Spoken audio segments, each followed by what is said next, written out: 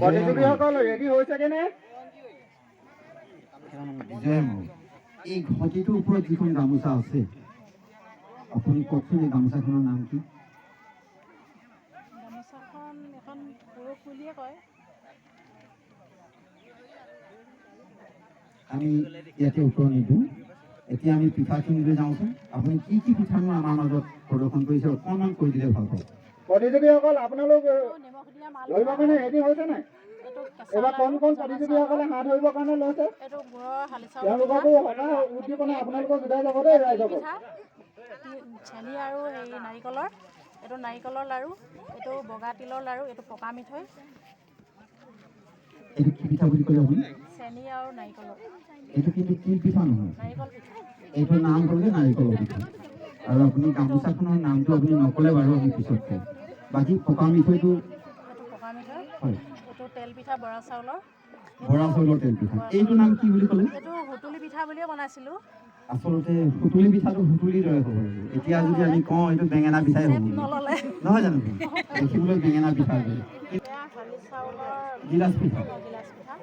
মই প্ৰথমবাৰৰ কাৰণে শুনিছোঁ গিলাচ পিঠা, বৰ সুন্দৰ হৈছে। এইটো কিহৰ দৈ? ভোগালী বিহু উপলক্ষে সকলো ৰাইজকে মোৰ ফালৰ পৰা ধন্যবাদ দিছোঁ আৰু বিশেষ ক'বলগীয়া তেনেকৈ একো নাই।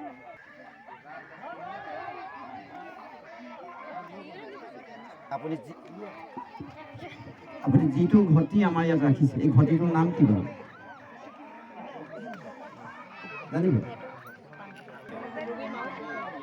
ৰবি মাও। আপুনি কিন্তু বতৰত আপুনি কোমল এটা বনাইছে নহয়নে? খালি আপোনাৰ এইটো অলপ পনীয়া হৈছে নহয় জানো?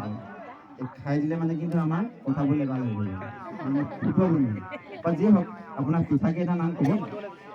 এইটো মানুহে কৰে মুঠি পিঠা বুলি কয় যে সেইটো, এইখিনি সৰু। এইটো পাত পিঠা আৰু মুঠি পিঠাৰ মাজত পাৰ্থক্য কি? এইটো পাতত দি বনাই কাৰণে পাত পিঠা বুলি কয়। এইটো মানে হাতেৰে এনেকৈ লাডু কৰি বনাই যে পোনপটীয়াকৈ গৰম পানী দি দিয়ে নহয় জানো? গৰম পানী দিয়ে যে সেইটো কাৰণে মুঠি পিঠা কয়। এইটো ভাত পিঠা। আজিকালি ভাত পিঠাটো নাইকিয়া হৈ গৈছে নাই?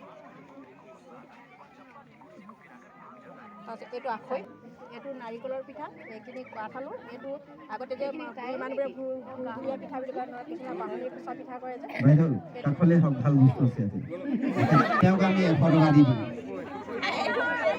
নহয় জানো? তেখেতে এইটো ৰখা নাই বুলি